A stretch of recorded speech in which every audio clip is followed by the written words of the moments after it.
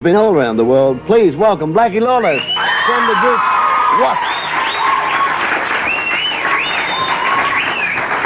Thank you. You've sold 1 million copies of your first album in America, England, and Japan. Obviously, very big there because you've just come down from there. Yeah, the people there are all about 4 feet tall, so we're very big when we're Very going. big. Yeah, you'd be looking out over the audience. Where are they? Wasp is not that well known here, though. You're still fairly fresh as a name. Can you just, when we sort of getting to know you on a Saturday morning, if that's all right? Wasp has a few outposts left, and Australia is one of them. Is one of them, yeah. And the object for any rock and roll band that cares about their fans worldwide is to come and break down any barriers that are left existing. And that's one of the reasons I'm here at this point. We have tentative plans to come back in February to tour Australia. Good. We start a Japanese tour February 6th, and we'll be there for 2 weeks, so we're going to swing down here after that. Like I said, the object is to come down and remove any existing barriers that are left. And at that point, you go around once a year. It's like a policing action from country to country just to make sure everything is tidy and in its place. So how long ago did you form Wasp? About 3 years ago. And I've got a kind of a situation that's a little unusual. I put a bunch of people together that nobody else wanted. They're great musicians, but for one reason or another, they had personal problems and things like that. I put a bunch of gangsters and hoodlums together, and I formed this type of an outfit. And you give those kind of people some sort of common cause or goal to believe in, and it's amazing what kind of chemistry you can develop. Oh, yeah. You have an outrageous sort of, well, it precedes you, this outrageousness, the whole band, in fact. Have you been barred from playing in any places that you've been in? Well, we got to Ireland last year, and they wouldn't let us in. So we decided to go over to Britain instead, and so I got off the airplane, and the press was there to meet us. And I was walking through by a newsstand, and I saw this big ad on the front page of the newspaper. It says, American Sex and Blood Rock Act banned from America, and I couldn't see who it was. I could only see the headline, and I thought, God, we have competition already? You know, I pulled the thing up out of the record. God, it's us, you know? So we didn't know some of the shows had been canceled till we've been there. What we did is we created a type of theater called psychodrama, which is designed to get the audience involved as much as possible. And it's a type of theater that was designed to get people really excited. In other words, we're giving them more bang for their buck, so to speak. Right. And because of that, it's been perceived to be unusual or highly unusual in people's eyes that really don't understand it. What we're doing, I call electric vaudeville. We're not doing anything really different. But I think the same people that get excited about what we're doing right now are the same people that watched Elvis Presley 25 years ago. Right, and it moves on. Sure. Wasp, W, full stop, A, full stop, S, full stop, P. Do those letters stand for anything? Yeah. Can you tell us on G-rated television? No. It's that question gone. Just X that one right off, right? This new album, which I love, The Last Command, is a little different from the first, and in fact, for what would be called a heavy band, is quite different. There's a whole stack of different instruments in there. You, in fact, play how many? 12 on the album? I played 14 different 14. And one of those is a sitar. Sitar, yeah. Who taught you that? Myself. Yeah? It's called necessity. Right. You know, what we wanted to do was create a record that had never been done in heavy rock before.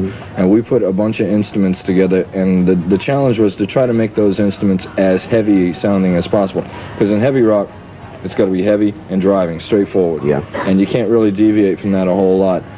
We took traditional instruments that had not been traditionally used in this type of music before, especially a lot of percussive things, and fuse them together with the instruments, the basic instrumentation that you have. No one's ever really done that before. And it's worked for you. It's a freedom that I like a lot that you'll continue to see in the future from us. The departure that you had from the first album to the second album, you will see from the second to the third album. And ongoing. And ongoing. Just very quickly, mate, because we're out of time, but the censorship thing in the US where the senators' wives are all complaining they want records censored. What are your thoughts quickly on that? I think it's for Washington wives that were sitting around at a barbecue one Sunday afternoon and had nothing to do, and said, why don't we go after Blackie Lawless and all the rest of these boys and see what happens there. If they really want something to do, I think they should spend their time cleaning up Washington, D.C. Okay. Want to see Wasp in action? We'll have a look at the clip right now. Blind in Texas. Thank Blackie Lawless, sir. Thank you. See you when you. Come back. Stay there. You're right.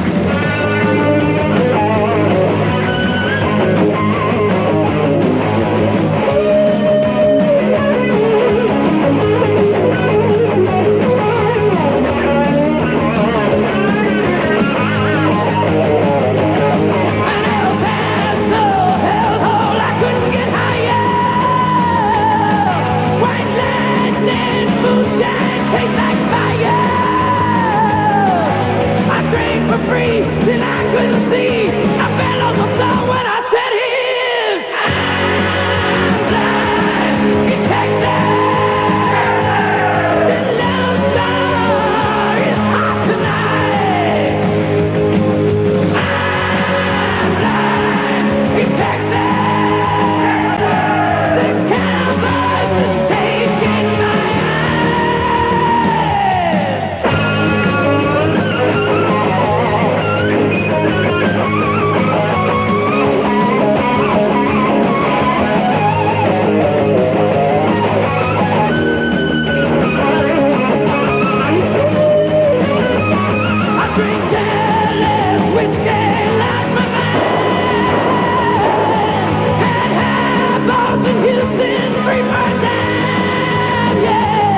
everything starts to spin, loaded on tin. I fell out the door, what I said is I'm blind in Texas.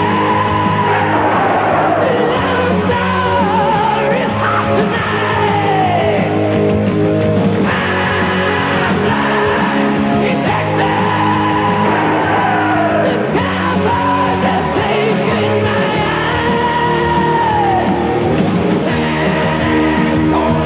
in the West Texas town of Paso, Corpus Christi and Waco, yellow roses